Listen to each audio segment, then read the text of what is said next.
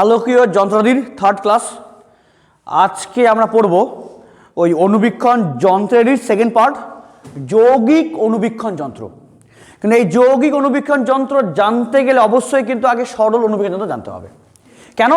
কারণ সরল অনুবীক্ষণ যন্ত্রের বিবর্ধন ক্ষমতা না অত গুণ বড় না। মানে সাপোজ আমি কি বলেছিলাম, সরল অনুবীক্ষণ যন্ত্র কি? সরল অনুবীক্ষণ যন্ত্র অ্যাকচুয়ালি একটা আদর্শ কাজ, ওকে। কিন্তু বলতো যদি কোনো ব্যাকটেরিয়াকে বা যদি কোনো নিউক্লিয়াসকে, কোষকে দেখতে হয় বল, তাহলে ওই ম্যাগনিফাইং গ্লাস বা বিবর্ধক কাঁচ বা সরল অনুবীক্ষণ যন্ত্র ব্যবহার করা যাবে কি? না, তাই তো। কোনো ব্যাকটেরিয়াকে এবং অতি ক্ষুদ্র বস্তুকে কি দেখার জন্য কিন্তু আমরা সরল অনুবীক্ষণ যন্ত্র ব্যবহার করা যাবে না। কেন? তার বিবর্ধন ক্ষমতাটা কম হয়। ফলেই কি বল তৈরি কি হলো, আরও মডিফাই করে দুটি লেন্সের সাহায্যে যৌগিক বা কম্পাউন্ড মাইক্রোস্কোপ, যেটাই আমরা ইউজ করি বল কোথায়? বিভিন্ন বায়োলজিক্যাল ল্যাবে, বিভিন্ন বায়োলজিক্যাল ল্যাব বা ফিজিক্সের ল্যাবে যে ট্রাভেলিং মাইক্রোস্কোপ, ওটাকে অ্যাকচুয়ালি আমাদের যৌগিক অনুবীক্ষণ যন্ত্র, ওকে। সরল অনুবীক্ষণ যন্ত্রের বিবর্ধন ক্ষমতা কম, ওকে, এবং ওর বিবর্ধন ক্ষমতাটা কি বেশি করার জন্যই আমরা ইউজ কি করি? যৌগিক অনুবীক্ষণ যন্ত্র, ওকে। তাহলে এবার মেন তো কেবল কি দেখতে হবে? যৌগিক অনুবীক্ষণ যন্ত্রের ছবিটা এবং সঙ্গে ওর বিবর্ধন ক্ষমতাটা, ওকে। দেখ ছবি কেমন, আগে ছবি দেখবি মন দিয়ে কিন্তু, ওকে, কারণ এই কিন্তু ছবি সামান্য আছে জটিল। দেখ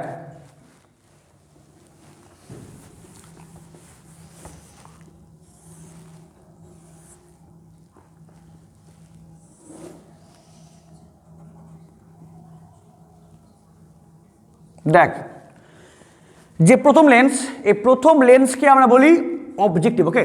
এই যে লেন্স, একে বলি আমরা অবজেক্টিভ, এবং এটা কি হচ্ছে এফও, এটা হচ্ছে এফও, ওকে। শোন, এবার বস্তু সেখানে আছে, বস্তু দেখ কত ক্ষুদ্র বস্তু, ওকে, কত ক্ষুদ্র বস্তু। মানে এই যৌগিক অনুবীক্ষণ যন্ত্রে আমরা দুটি লেন্স ইউজ করি, দুটি লেন্স। বস্তুর সামনে থাকে যে লেন্স, তাকে আমরা কি বলি? অবজেক্টিভ। তাহলে কি হবে? এখান থেকে আলো গেল বল, গিয়ে কি হবে? আফটার রিফ্র্যাকশন ও বেরোবে হচ্ছে ফোকাস দিয়ে। অ্যান্ড সেকেন্ড বল, আরেকটা আলো বল যাবে কি দিয়ে? আলোক কেন্দ্র যাবে। তাহলে এই যে আলোটা বল গেল কেমন? আলোক কেন্দ্র গেল। তাহলে এখানে বল কে সৃষ্টি হলো? এখানে কে সৃষ্টি হলো? অভিলক্ষের ইমেজটা। এবার দেখ, এবার এই অভিলক্ষের যেটাই ইমেজ, ওটাই অভিনেত্র, যেটা একটা লেন্স, ওই অভিনেত্রের না অবজেক্ট হিসাবে কাজ করবে।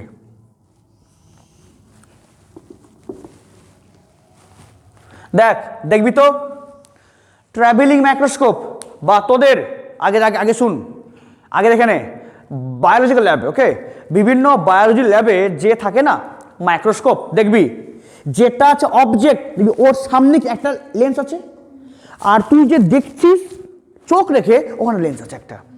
অবজেক্টের সামনে যে লেন্স, ওকে আমরা কি বলি? অবজেক্টিভ বা অভিলক্ষ। এবং তুই দেখিস যে লেন্সের সাহায্যে, তাকে আমরা কি বলি? আইপিস বা অভিনেত্র, ওকে। তাহলে এটা কি আমাদের আইপিএস। তাহলে বল কি হলো? বস্তুকে রাখবো কোথায়? অভিলক্ষের সামনে এবং ফোকাসের বাইরে, যাতে এই বস্তুর ইমেজকে এই অভিলক্ষ বল কি করে? সদ্রূপ তৈরি করে। তবে শুনে নে, অভিলক্ষের যেটাই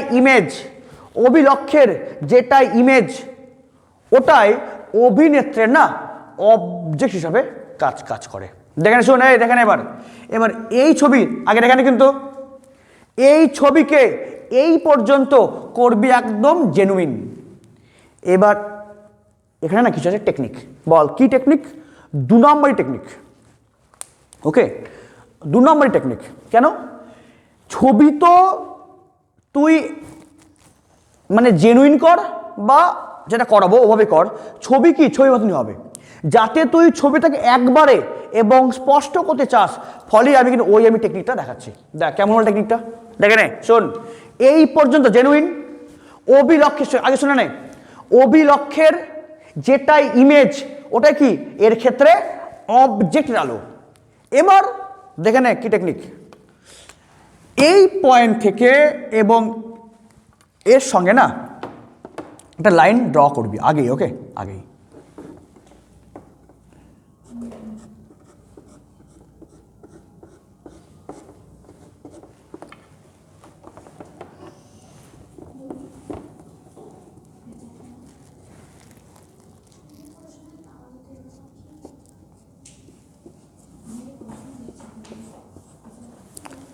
করলি। শোন, এবার তুই মনস্থির করলি যে তুই ভাবলি যে আমি ইমেজ গঠন করবো এখানে। দেখ তো কত দেখ বড় ইমেজটা হচ্ছে। দেখ শোনে নে, আগে দেখ আগে এখানে ছবি জেনুইন, তারপর একটা ডটেড লাইন টানলি। তুই ভাবলি যে আমি এখানে ইমেজ করব। এবার দেখ এবার কি হবে দেখে নে। এবার এখান থেকে এখানে ডটেড লাইন, আবার এখান থেকে এখানে ডটেড লাইন টান। আবার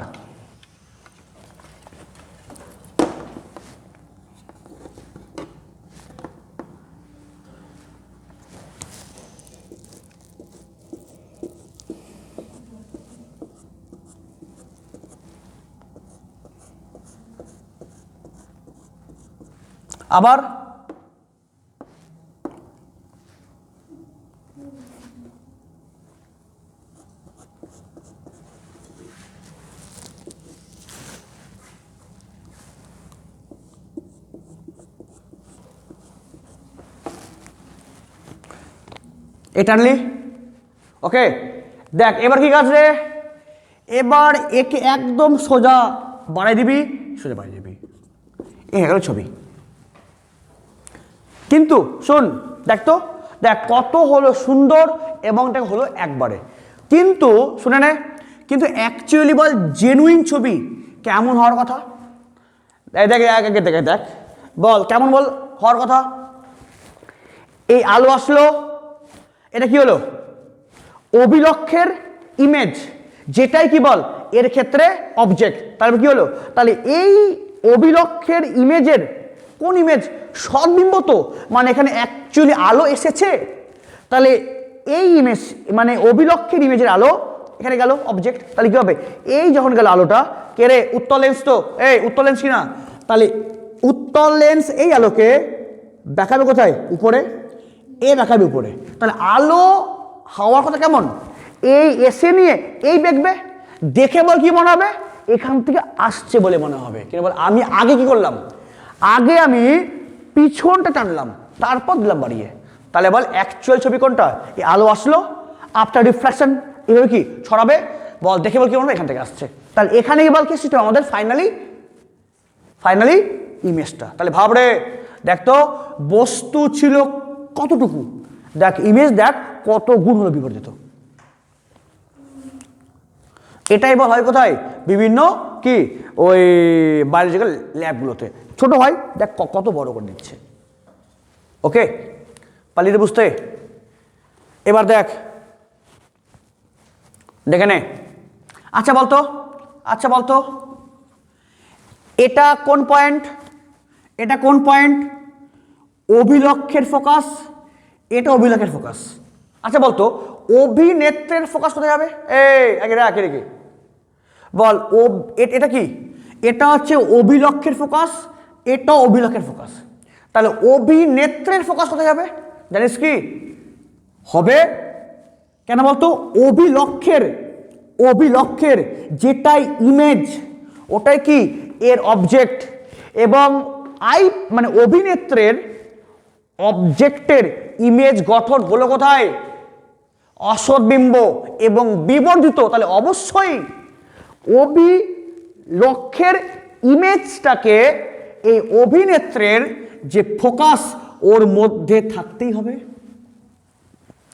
কেন? কোন লেন্সের অবজেক্ট যদি বল হয় কোথায়? ওই লেন্সের ফোকাসের মধ্যে। আরে তাহলেই তো এটা হওয়া সম্ভব, ঠিক না? তাহলে বল তাহলে যেহেতু এই অভিলক্ষের ক্ষেত্রে ইমেজ কি হয়েছে? সদ্বিম্ব। তাহলে অভিলক্ষের বস্তু ওর ফোকাসের বাইরে, এবং এর ইমেজটা কি বল? এর অবজেক্ট, এবং বল কি হয়েছে? অসদ্বিম্ব। তাহলে অভিলক্ষের ইমেজটা এর ফোকাসের মধ্যে হবে, তাহলে কি ও এখানে গণনা করতে পারবে। এবার দেখ, আচ্ছা বলতো এখান থেকে এর নাম বল কি? ইউ। বল ইউটা কি? অভিলক্ষের সাপেক্ষে বস্তু।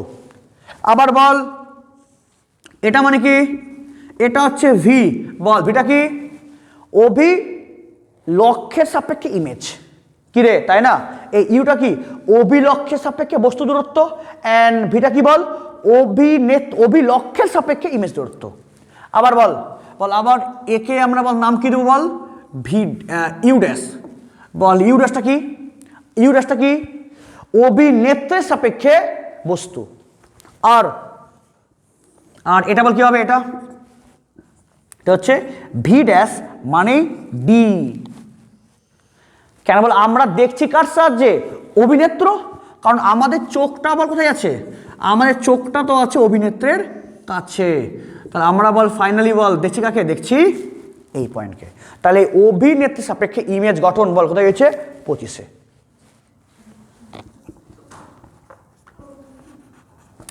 এটা কি বল? ছবি। এই ছবি কিন্তু খুব ইম্পর্টেন্ট। আর আমি যেভাবে শিখালাম টেকনিক, ওই টেকনিক করবি তাহলে খুব তাড়াতাড়ি হবে এবং ছবি হবে স্পষ্ট। তোকে ছবি মুছতে হবে না, একবারে হয়ে যাবে। ওকে, এই এবার আমরা কি করব? এবার আমরা বার করব যে হয়ে গেল যৌগিক অনুবীক্ষণ ছবি হয়ে গেল।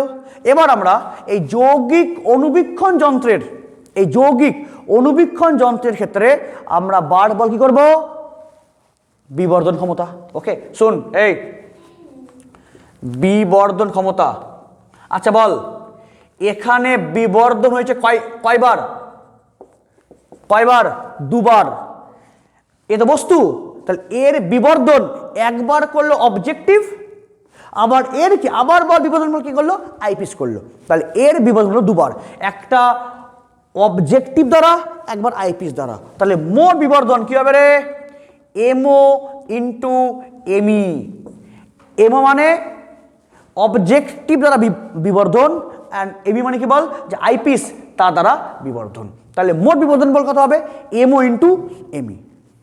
তাহলে এম ইজ ইকুয়ালস টু বলতো এমও কত? এমও কি? অভিলক্ষে দ্বারা বিবর্ধন। তাহলে এমও বল কি লিখবো? ভি বাই ইউ না? কি রে, আরে অবজেক্টিভ তো, এর দ্বারা বিবর্ধন কি হবে? V by U. And into বল এমই কথা হবে? এমই হবে D by F E plus 1। কেন? এমিটা এটা কেন হবে? আমি আগে বললাম কিন্তু এই যৌগিক অনুবীক্ষণ যন্ত্রের কাজ লাগবে সরলের। আচ্ছা বলতো রে, এই সেকেন্ড পোর্শনটা কেমন হয়েছে? একদম সরলের মতন না?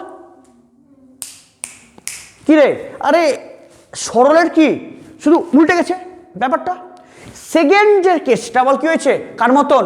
সরল। তাহলে সেকেন্ড কেসটা হয়েছে সরল অনুবীক্ষণ যন্ত্রের ক্ষেত্রে কোথায়? 25-এ।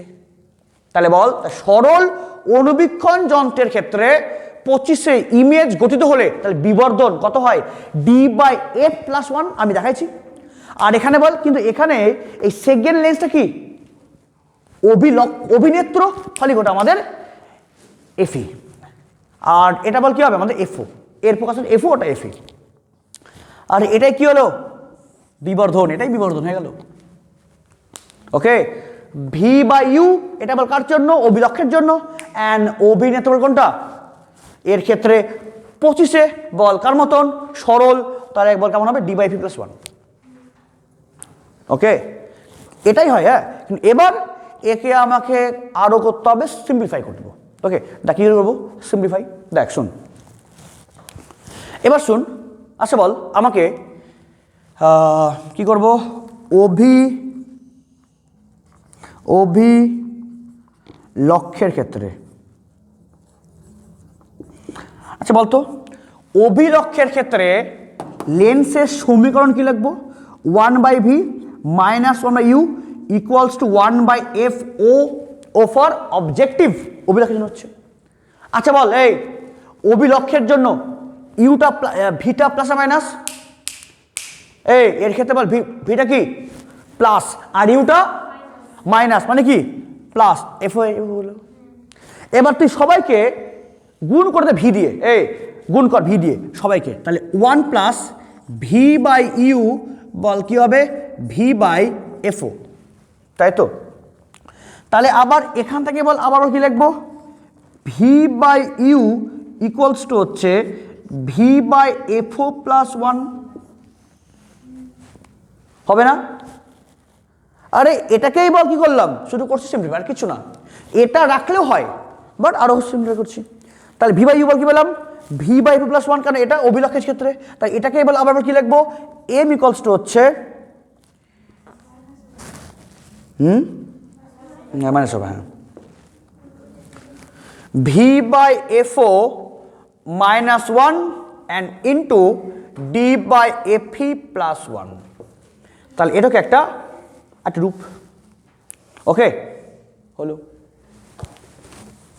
আবার দেখ, দেখে নে এই সমীকরণকে যদি বল কি লিখি, ভি বাই এফও মাইনাস 1 যদি বল কি হয়, ভি বাই এফও, আবার ডি বাই এফি প্লাস 1 যদি বল বল বল কি লিখি, ডি বাই এফি, মানে কি বল, এখান থেকে -1, দেখে নে এখান থেকে -1 আর এখান থেকে +1 কি বল কি করলাম নেগলেক্ট। তাহলে কি এই 1 ভি বাই এফও মাইনাস 1 বল, এটা মানে কি v by f o and d by f e plus 1 f e হলো। তাহলে যদি নেগলেক্ট করি মাইনাস অ্যান্ড প্লাস 1 বল, তাহলে এটাই বল কি হবে, এম ইকুয়ালস টু হবে V by f o into d by f e বল, এটাকে একটা ফর্ম হয়ে গেল, ওকে।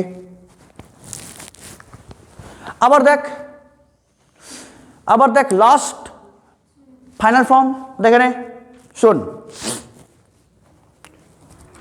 সবাই দেখেছিস অণুবীক্ষণ যন্ত্র বায়োলজিক্যাল ল্যাবে, দেখ শোন, দেখে নে নিচে কি আছে, লেন্স একটা, নিচে একটা আছে ও কি অবজেক্টিভ, আর একটা লেন্স আছে ওটা আইপিস, আর তুই কি ঘোরাস, আর এটা কি বল, এটা ওঠানো করে, তাই তো। তাহলে এটাকেই আমরা বল কি বলি, নল, ওকে নল, এটা কি আইপিস, এটা অবজেক্টিভ। তাহলে আইপিস এন্ড অবজেক্টিভ ওদের মধ্যে যে ডিফারেন্সটা বা যে সেপারেশনটা, ওটাকেই আমরা বল কি বলি, নলের দৈর্ঘ্য। তাহলে তাহলে এক্ষেত্রে এটাকেই আমরা বল কি বলবো রে, এল ফর নলের দৈর্ঘ্য, ওকে। এই যে অবজেক্টিভ অ্যান্ড আইপিস, এটাকেই আমরা বল কি বলবো, নলের দৈর্ঘ্য। তাহলে বলতো রে, তাহলে এবার দেখ, শুনে নে এবার দেখ, আচ্ছা বল যদি দেখ এটা কি হলো, নল, দেখেন একবার এখানে কি হলো, নল, এটা কি ভি, দেখেন এটা নলের দৈর্ঘ্য, এটা ভি, তাই না, এটা নল, এটা ভি, এটা নল, এটা হচ্ছে ভি। আচ্ছা যদি বলি এ না গঠিত হয়েছে আরো কাছে, ওকে, আরো কাছে হতেই পারে, আমরা করতেই পারি আরো কাছে এই অবজেক্টকে চেঞ্জ করে নিয়ে। তাহলে যদি এর অভিলক্ষের ইমেজ যদি আরো কাছে গঠিত হয়, তাহলে ভি হবে কোনটা, এটা, তার মানে কি এল এর সঙ্গে প্রায় সমান, ঠিক কি না। যদি অভিলক্ষের ইমেজটা যদি নলের দৈর্ঘ্য কি হয় প্রায় সমান, তাহলে আমরা কি লিখবো, এই এলটাই কি কার সমান, ভি এর সমান। আরে এই ভিটা কি হলো, খুব কাছাকাছি, মানে কি এল এর সমান। তাহলে একেই বল কি লিখবো, last finally l by f o into d by f e, okay. তাহলে বল দেখ এটাও কি ফার্স্ট বক্স, এটাও বিবর্ধন, সেকেন্ড বক্স বিবর্ধন, থার্ড বক্স বিবর্ধন, ফোর্থ বক্সও বিবর্ধন। কিন্তু এই থার্ড এবং বল ফোর্থ কি আমাদের স্পেশাল কেস। আর মেনলি বল কোনটা 1 আর 2, আমরা অঙ্ক করবো কিন্তু ম্যাক্সিমাম 1 আর 2 দিয়েই। ওকে, এই তাই শুন, এটা যদি জানতে হয় তো কিন্তু আগে জানতে হবে সরল অনুবীক্ষণ যন্ত্র, কেন সেকেন্ড কেসে কিন্তু এখানে সরলটাই কাজ হয়েছে। ওকে, তাহলে শুন, তোর এবার পরীক্ষাতে কি আসবে, এই রশ্মি চিত্র অঙ্কন করো। ওকে, এই ছবিটা এবং সঙ্গে যে বিবর্ধন তার রাশিমালাটা, সঙ্গে এখান থেকে অঙ্ক আসবে। এবং আরেকটা মেন ইম্পর্টেন্ট কোশ্চেন আসে যে যৌগিক অনুবীক্ষণ যন্ত্রে বিবর্ধন ক্ষমতা ডিপেন্ড করে কার উপর। যৌগিক অনুবীক্ষণ যন্ত্রে বিবর্ধন ক্ষমতা ডিপেন্ড করে কার উপরে, বল কার উপরে রে? 1 নম্বর নলের দৈর্ঘ্য। কি যৌগিক অনুবীক্ষণ যন্ত্রে বিবর্ধন ক্ষমতা নলের দৈর্ঘ্যের প্রপোর্শনাল। অ্যান্ড সেকেন্ড কি অভিলক্ষের যে ফোকাস তার সঙ্গে ব্যাসানুপাতিক, এবং অভিনেত্র কি বল তার সঙ্গেও ব্যাসানুপাতিক। তার মানে যৌগিক অনুবীক্ষণ যন্ত্রে অভিলক্ষ এবং অভিনেত্রকে কি দুটোরই কিন্তু ফোকাসটাকে কম করা হয়, কেন বিবর্ধনটা বেশি পাওয়ার জন্য। আবার আমি দেখেছি অনেক কোশ্চিন না একদম ডিরেক্ট বল কি আসবে, যৌগিক অনুবীক্ষণ যন্ত্র বিবর্ধন ক্ষমতা নলের উপর, যে নলের দৈর্ঘ্য বল তার উপর ডিপেন্ড, বল কেমন করে, অবশ্যই প্রপোর্শনাল। ওকে, তাহলে বল এটা বল কি বলি, বিবর্ধনটা বল ডিপেন্ড করবে কেমন, নলের দৈর্ঘ্যের প্রপোর্শনাল, এফোর সঙ্গে ব্যস্ত, যে এফির সঙ্গে ব্যস্ত, আর এর দ্বিতীয় কনস্ট্যান্ট। ওকে, ঠিক আছে। ছবি সঙ্গে বিবর্ধন কিভাবে ডিপেন্ড করে, সঙ্গে বিবর্ধনের ক্ষমতার মানগুলো। ওকে, হয়ে গেল কমপ্লিট।